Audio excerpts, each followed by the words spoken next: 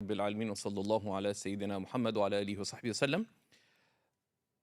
of the questions that we have that has been submitted is, what is the relationship between the names of Allah and His attributes? So we can look at it the other way around. What is an attribute? And then what is a name? So an attribute is a meaning that someone possesses. That's sort of the technical meaning of an attribute. An attribute is a meaning, a quality that someone possesses. Like with people, we say, so and so is intelligent, right? So it's a meaning that they have, right? Now, the qualities or the attributes of created things are created, they're limited, and they are dependent, right? Because they're not, creation is dependent on the creator. So there's attributes of created things. Allah's attributes are eternal, right? Because Allah is eternal beyond time. The nature of Allah's eternity is that it is beyond time. Time is a creation of Allah. However we conceive of time, it is a succession of moments, and it's related to created things. So as it were, created things are in a bubble of time and of space. Right? And Allah is beyond all of that. Time, past, present, and future does not relate to Allah subhanahu wa ta'ala. Allah's existence is eternal, absolute, independent, and Allah, this eternal, absolute, independent being, has attributes that are necessary, and they're absolute and independent. So any meaning that we affirm for Allah subhanahu wa ta'ala, affirmed by the Quran, affirmed by the Sunnah, that reason affirms, is necessarily eternal, absolute, and independent. So an attribute is an eternal meaning that Allah Most High possesses. That's a formal attribute. Now here, just a note to clarify, we can also use the term attribute in a general sense, just as we do in English, which is something that another is described by. Right? So for example, if you are, let's say that someone's daughter was giving their parent a hard time. So you ask, how is so-and-so doing? Say, oh, he's grumpy. Is that an essential attribute of yours? No, right? But right now, if you were described, not right now, but theoretically, Jack and Jill had a kid. She was giving Jack trouble. So Jill was asked, how's Jack? She says, he's grumpy. Grumpiness is attributed to Jack, but it's not a necessary attribute of Jack, right? But he's described by it. Now, why is that important to know? Just to use an approximated example from creation, that some things that Allah is described by, like He describes Himself by, or the Prophet ﷺ describes Him by, are not attributes in the technical sense of an eternal meaning that Allah necessarily possesses, but it is something that Allah is described by. Right? That you wouldn't put grumpy on, or Jack wouldn't put grumpy on his resume. It's just something that he may be described by. It's not an essential attribute. Right? He is, Jack is sleeping. You wouldn't say, well, one of the attributes of Jack is he has the attribute of sleep. No, he may sleep or not. Technically, sleep is an action there. So some of the things that are ascribed to Allah, like His being established on the throne, etc., these are things that Allah is described by. They're not eternal attributes. Because it would entail absurdities. That would entail the throne is eternal, which is absurd. There's only one eternal being, and that's Allah. The throne is a creation of Allah. Okay. So that's an attribute. An attribute is a meaning that someone possesses. An attribute of Allah is a meaning that Allah necessarily possesses eternally. Okay, that's an attribute. A name is either a personal name, which just points to the one named. That, for example, Jack and Jill, let's talk about Jill. Her name is Jill. Is she called Jill because she has a quality called Jilliness? No. What's your name? Aisha. Right? Is there some attribute called Aisha-ness that you and every Aisha has? No. Right? It just, you could have had some other name. Right? But Aisha is your personal name. It does not describe your qualities. Right? So, similarly, Allah has a personal name, and that is Allah. And it's called the greatest name, the comprehensive name. And then the other names of Allah are attributional names. They describe meanings that Allah possesses. So, for example, Ar-Rahman ascribes the quality of mercy, the attribute of mercy, to Allah. So an attribute, what's an attribute? It is a meaning someone possesses. So we say Allah has the attribute of knowledge, for example. When we ascribe knowledge to Allah, we say He is the knowing, for example, Al-Alim. Right?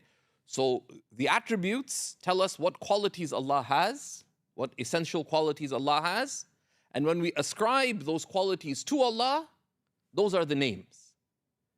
Right? So when we say Allah is all-powerful, right? That is a name. The attribute is power, qudra. Qudra, power, is an eternal attribute Allah possesses. When we ascribe that to Allah, we say He is the all-powerful, Al-Qadir or Al-Qadir, etc. So there's a relationship between the names, between the attributes and the names. But the names have two aspects. They tell us about an attribute Allah has, but it points to Allah. So when we say Ar-Rahman, it tells us about Allah's quality of encompassing mercy, but whose name is Ar-Rahman? Whose name is Ar-Rahman? Allah's, right? It points to Allah subhanahu wa ta'ala. And this is also important, right? Because when we make dua to Allah subhanahu wa ta'ala using any of the names, when you say, Ya Hayyu Ya Qayyum, O living, O all sustaining, who is the living? Allah, right? So the name Al-Hayy, for example, right? The living, it affirms a quality for Allah, an attribute, which is the attribute of eternal, absolute, independent life. And He is the giver of life to all other things. It affirms an attribute and then points to Allah through that attribute. But the one who is the all-living, He has all the other attributes too. It just puts this attribute to the foreground. Right? So for example, if there is an excellent, let's say the maple leafs turned a leaf. And sorry, I don't follow hockey, but let's say they got the best coach in the world. They just call him genius. Right? That is an attribute. That's not his personal name. His name may be whatever. Right? Bob Canuck or whatever, right? Now, genius, let's say, describes him, but it's not just genius. It's pointing to, there comes the genius. It's pointing to the person with all their other qualities. Similarly, when we say, for example, Ya Rahman, O most merciful, we can't just say, okay, He's merciful, khalas, I'm on. I don't have to worry about anything. No, you don't have to worry about anything, but also you have to have awe of Allah, because the merciful is also the most powerful.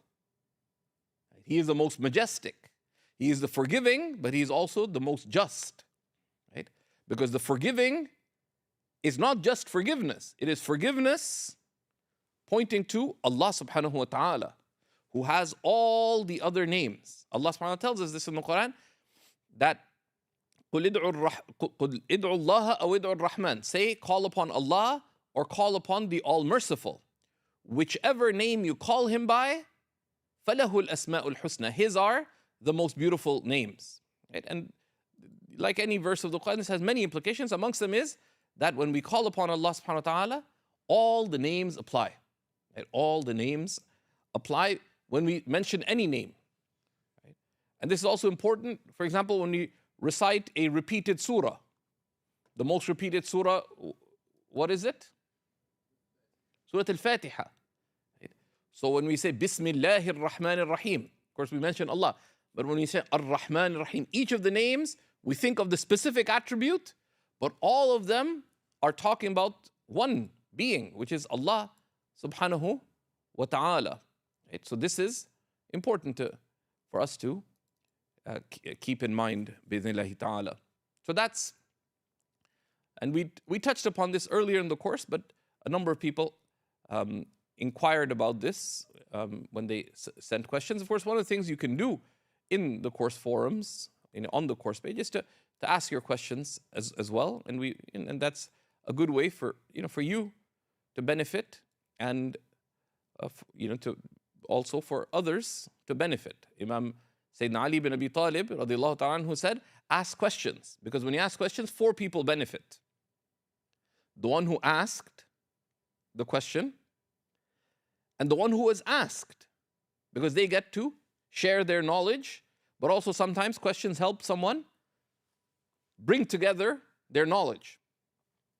Number 3, the one who's listening.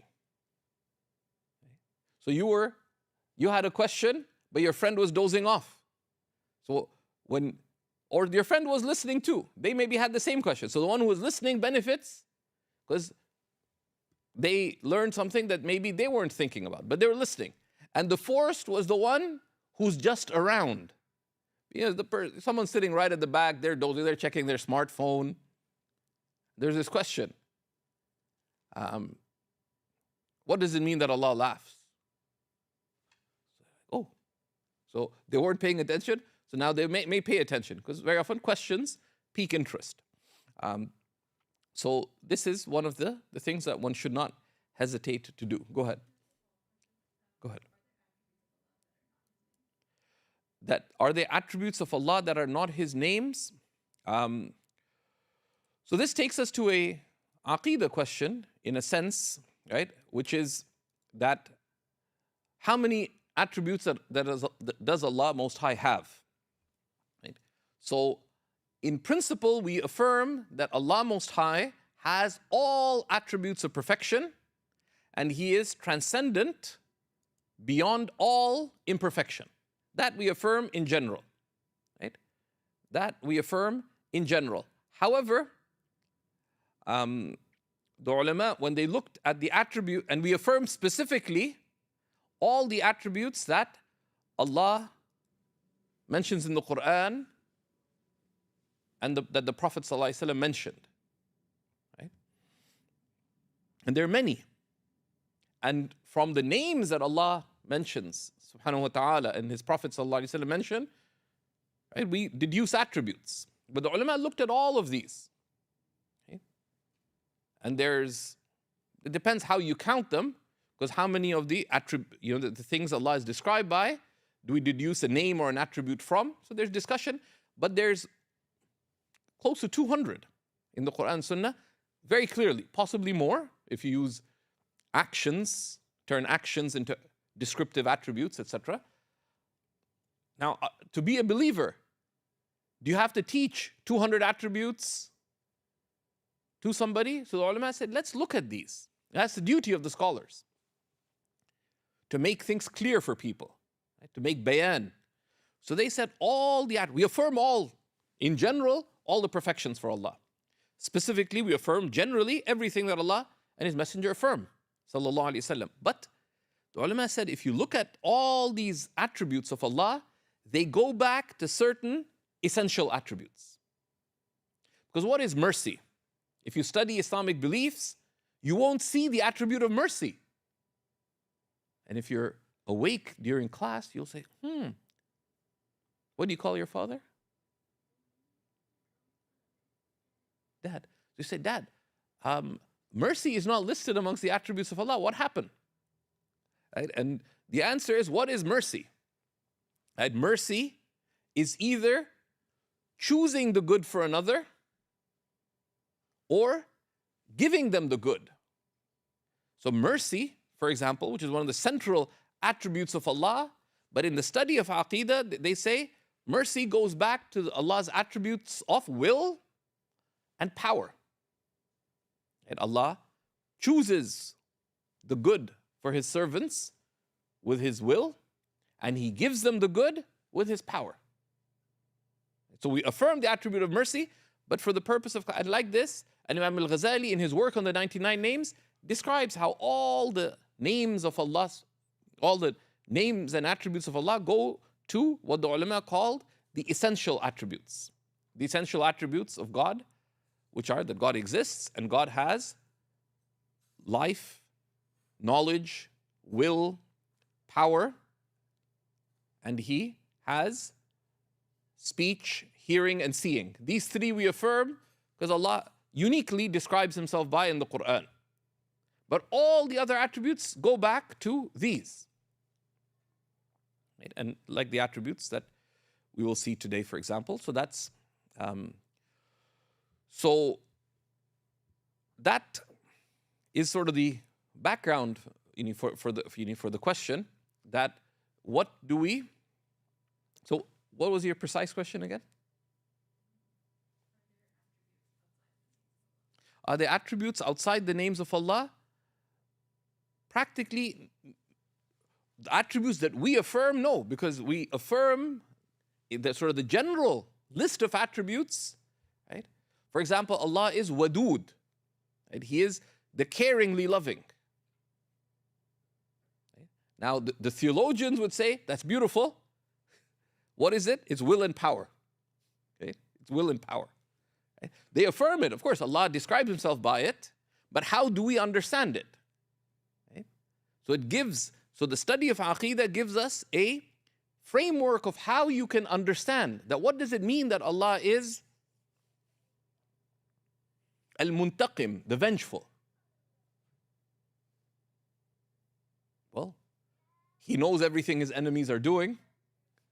He can choose to do whatever He wants with His enemies because they're His creation, and He has complete power over them. It's a losing equation to fight God, right?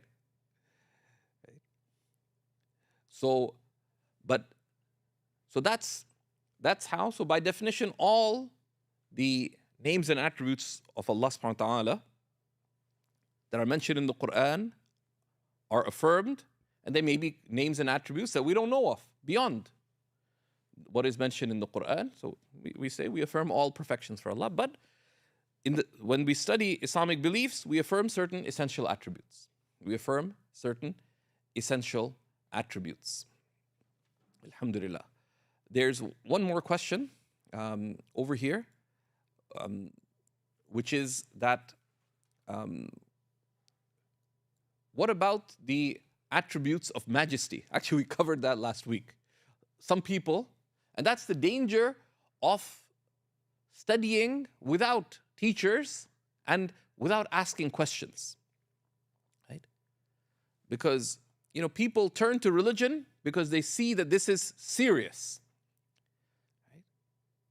And in religion, there are things that give us hope and there's things that cause us to fear. And when we have concern, right? And it's a very natural thing. We realize that life has a purpose. Time is fleeting. I'm accountable. And there's a hereafter. But so that underlying concern, if not channeled in a balanced, healthy way, a lot of people can harm themselves. So the key to that, the Prophet ﷺ put it so beautiful. He said, "Inna hadha dina mateen." Truly, this religion is deep. The religion is easy, but it's also deep. فَأَوْغِلُ فِيهِ بِرِفْقٍ. So enter its depths gently and gradually. Right? And then he used a beautiful metaphor, sallallahu alaihi wasallam. He said, فَإِنَّ الْمُنْبَتَّ لَا أَرْضًا قَطَعَ وَلَا ظَهْرًا أَبْقَى. He said, because the one who rushes a long journey travels no distance, nor does their riding animal survive. So imagine if you are told that, you know what, you're living in Damascus, that you can go on Hajj. They'll let you in. So you take a mule and you decide to ride down, but you go full tilt. What's going to happen to the donkey? Will it be able to take you all the way from Damascus to Mecca at full speed? No. Right? It'll get exhausted. And if you keep pushing, one, you won't get very far. But number two, even your animal will be harmed if you keep trying. And who is your mount in your journey to the akhirah? You yourself. The Prophet ﷺ told us, Nafsuka matiyatuka, your own self is your mount in this journey to the hereafter. Farfuq biha, so go easy on it. And one of the simple things with that is anytime we find anything difficult or troubling in religion, what do? We ask. We ask. إِنَّمَا شِفَاءُ الْعَيِّ السُّؤَالِ. Right? And that's a duty. And there is nothing whatsoever in religion that is difficult.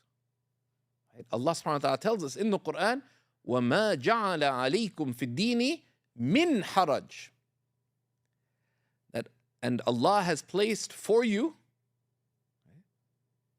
in religion no difficulty at all whatsoever. There's many levels of emphasis. And even the way Allah subhanahu wa ta'ala expresses it, and He's not placed for you in religion, because religion is not against you, it's for you. This is your means to eternal felicity, to eternal happiness, to eternal joy, eternal success. It's for you. Right? That's why the expression is so beautiful. It's not placed for you in religion. Right? Religion is a gift from God. Imagine someone gives you a gift and it blows up in your face. That wasn't a gift, right?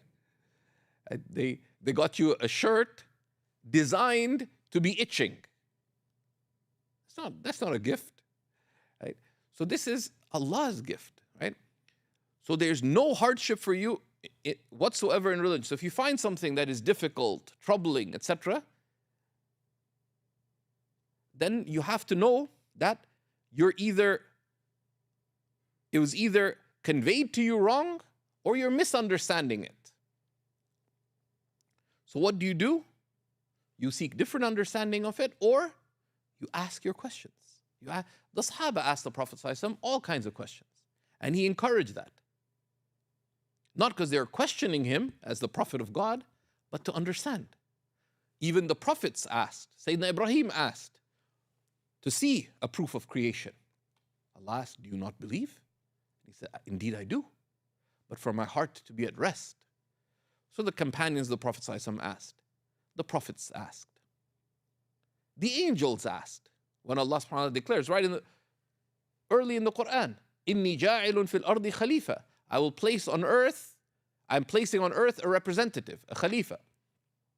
The angels asked, O Lord, would you place in it one who would spread corruption in it and spill blood? And the rest of their question. And Allah subhanahu wa ta'ala responds. And He showed them the answer. Right? So this is really important, right? And we addressed it last week we did a Q&A as well about the names of majesty. The names of majesty affirm meanings that Allah possesses, but they point to Allah. So the most majestic is also the most merciful. Just like the most merciful is also the most majestic. You can't say Allah is most merciful. I don't need to pray. He's merciful and forgiving. He'll have mercy on me and forgive me. But what about the judge and the just and the majestic, right? So we have to balance these matters. Right? And part of it is that in all things, the straight path, Imam al-Tahawi in his statement of Islamic belief said, the straight path is the path of balance between all extremes. Between being excessive and being neglectful. Right? Between unreasonable hope and excessive fear. Because unreasonable hope causes one to become negligent. Khalas. Like in Urdu they say, Allah bada basha. Allah is the generous king. Khalas. It's all good. No. You're standing before Allah subhanahu wa ta'ala one day, right? And that's why Allah subhanahu wa ta'ala, ذَلِكَ يَوْمٌ عَسِيرٌ. That day is a difficult day, right? For those who chose to be neglectful. But at the same time, too much fear causes despair. Causes despair, because then you lose balance. How do you cultivate that in a healthy way? One is to acquire religion through study. It gives us balance. Number two is to ask your questions. Number three is to be in religious company. It shows you balance. Right? Just doing it on your own is overwhelming. Like in anything. Would you go to a doctor who would just studied medicine on his own? No. Right? Why? Because they're going to make a lot of mistakes. But we ourselves, in trying to go ahead in religion, can end up harming ourselves significantly by just DIY Islam. Right? Like, would you move into a house that you built if you've never built a house? No. Because what will happen when winter comes? Right? What if there's a storm? Okay? And then you wasted a lot of time and money, and then you have a disaster in front of you, right? But a home is just temporary shelter in this life, right? Your heart is your home in this life, your spiritual home in this life, and that's what you live by in the hereafter. So you take more care of it, right? Bi-idhnillahi ta'ala. Okay. So we have a deluge of questions. I apologize, but these are important. There's also a question here that how do we learn Aqeedah? How do we learn Islamic beliefs? There's many ways, alhamdulillah. There used to be a time it was hard to access knowledge in many different communities, etc. There's a few ways. One is, if you have qualified teachers in your community, connect with teachers who are qualified and who are, number one, you check that they're qualified. Number two, whose understanding you have confidence in.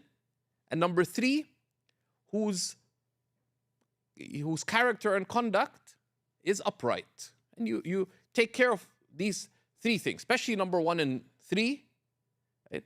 That they're qualified.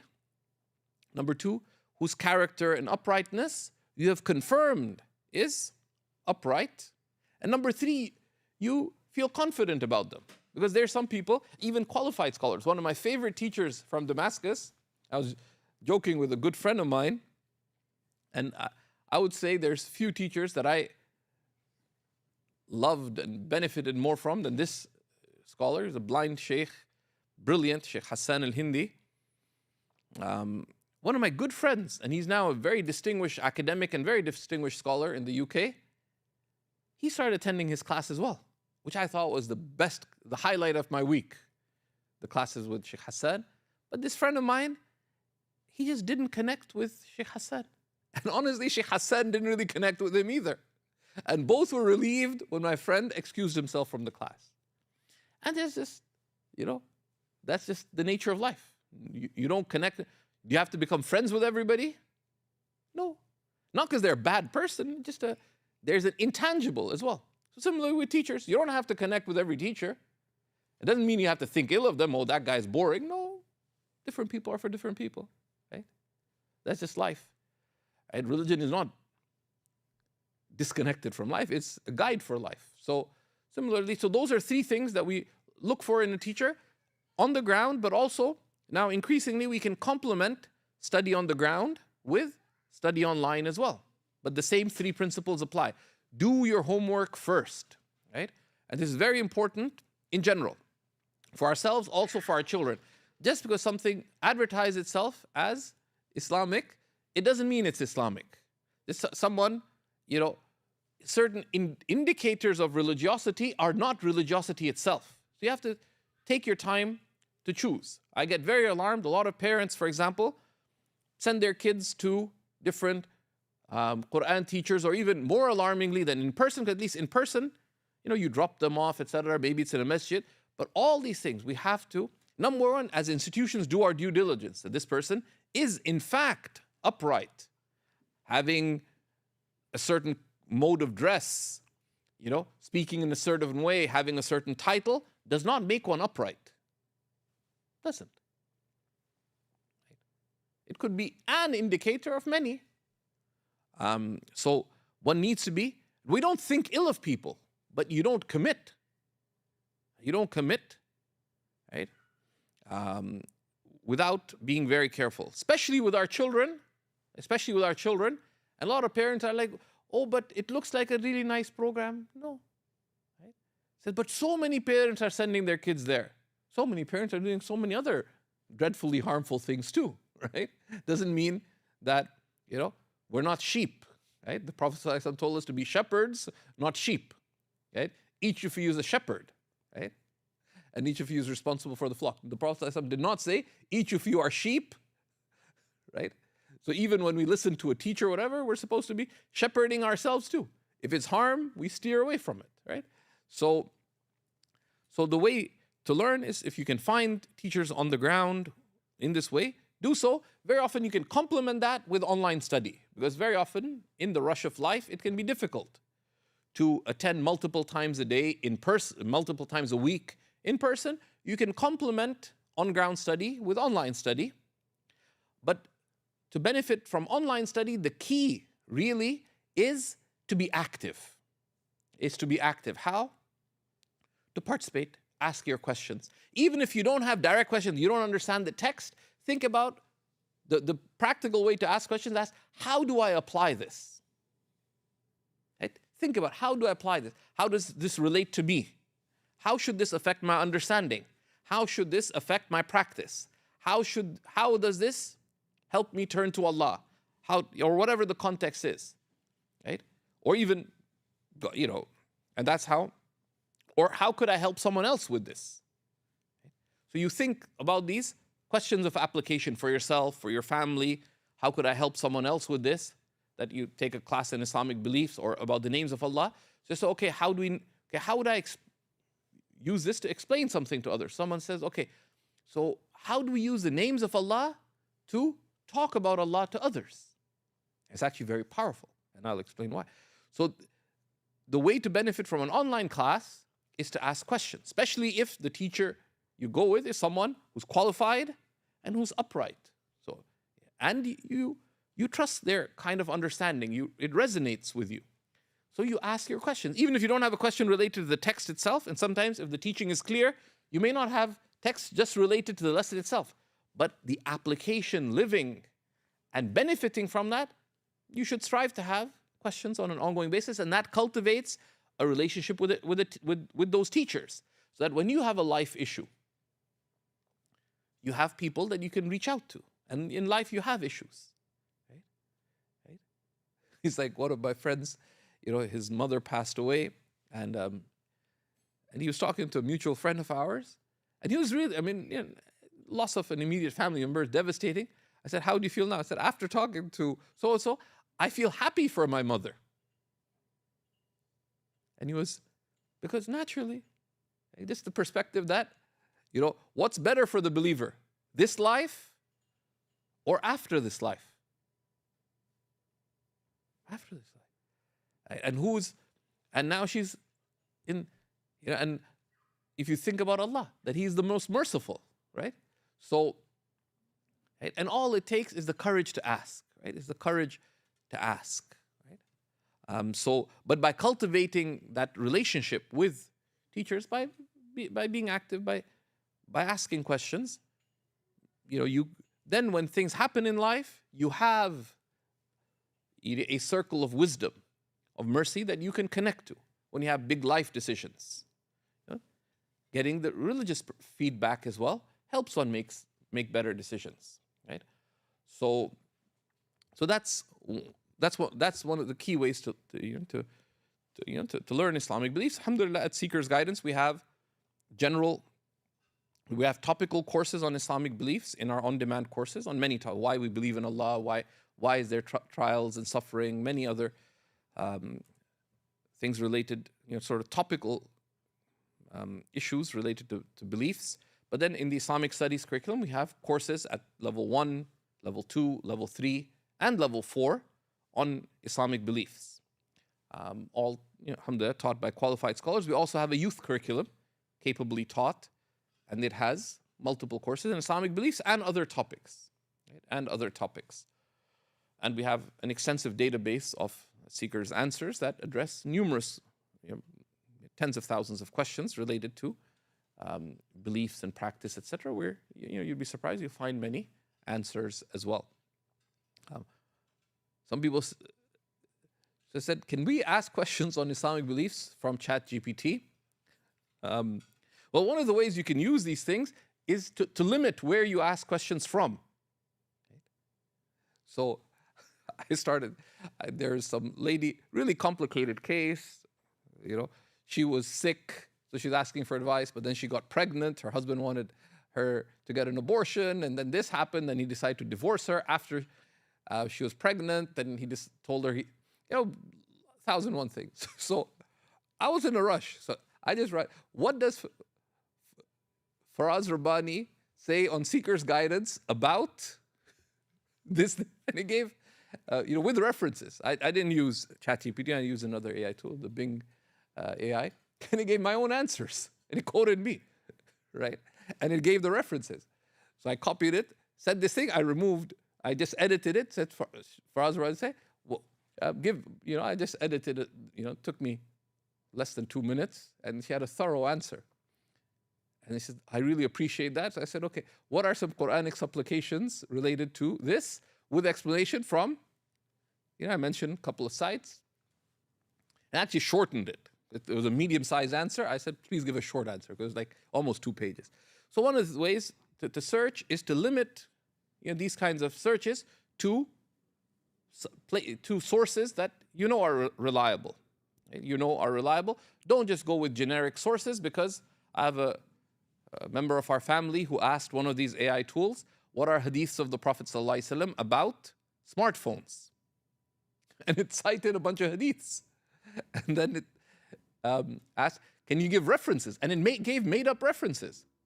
That in Bukhari, hadith number this, that whoever, I won't quote, it's not a hadith, of course, there's no hadiths about smartphones, right? Or you'd have heard about it earlier. So there's all kinds of nonsense around. So one of the ways to use these tools, to use them intelligently, right? But the real is better than the artificial. Right? The real is better than the artificial, and religion really is carried in the hearts of people, right? And it's lived in community. So that's what we would strongly encourage, that that some of these things are useful as limited means of connecting with living guidance, with living benefit. You want to quickly find out certain things, etc., but connect with the real and the living, it's much better for you. And you are not an artificial being. You are a living person. You need living relationships. You need, within family, with friends, with community. You need, the very fact that you're looking for answers is a good thing. But have the courage to look for real answers from living people. And they're still there, alhamdulillah. And that's better for you. Sometimes it's our own laziness that causes us harm. Right? That causes us harm. You're tired, whatever. It takes more effort to give a friend, to give a relative a call and have a nice conversation with them, even though it'll make you happier. But our laziness, what do? We'll just, browse the internet. At the end of it, you feel miserable. That was such a useless show, right? But, so we combat that. Part of the courage we have to have is to be decisive. That what should I do, and do it. What should I do, and do it, right? And one of the ways is consider the outcome. Which is better? Which is better, right? And the real is almost inevitably better than the artificial. Right? And that, of course, applies to work as well. We have team members who got a bit too avid with with artificial intelligence. So they write things, so you ask, what would you say about this? I said, Sheikh, I just submitted it. I said, just read it over. He says, oh no, Sheikh, I'll get back to you. Because it was just, so yeah, we're sort of instituting use it as a tool, as a means, not as an end product, right? But you got to think, right? So may Allah subhanahu wa ta'ala make us of those who think. Wa sallallahu wa sallam wa barak ala sayyidina wa nabina Muhammad wa ala alihi wa sahbihi wa sallam. Next week, bi'ithnillahi ta'ala, we are honored to have Sheikh Yahya Rodis, Ustad Amjad Tarsin, Sheikh Yusuf Welch, and members of the Al-Maqasid team come to Seeker's Guidance for a seminar, so from 12 to 5, on sincerity and being true, which is book 37 of the Ihya fi Imam Ghazali. It's a wonderful text because at the heart of our religion is sincerity and being true to Allah and being true to the religion, being true in all our relationships. So it's a wonderful opportunity to benefit from some of the really impressive scholars and teachers.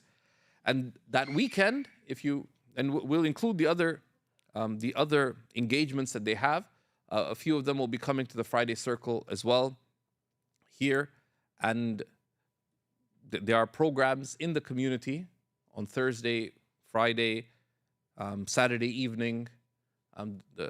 There's a program with all of them with our dear friend Sidi Nadir Khan, and on Sunday as well. So there are many opportunities. They're truly some of the most impressive scholars and teachers we have in the West. Alhamdulillah, all of them, we have many courses taught by them at Seeker's Guidance. Sheikh Yahya Rodis teaches the beginning of guidance at level 1 of our Islamic studies curriculum.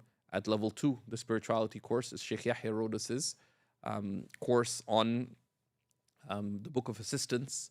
And then we have many on-demand courses and other resources by Sheikh Yahya. You should also check out the Al-Maqasid website. It's a wonderful educational initiative and beautiful community. If you're thinking of going on vacation this summer and taking a road trip, one of the most useful places you can take your family. They're in Allentown, Pennsylvania. It's a beautiful location.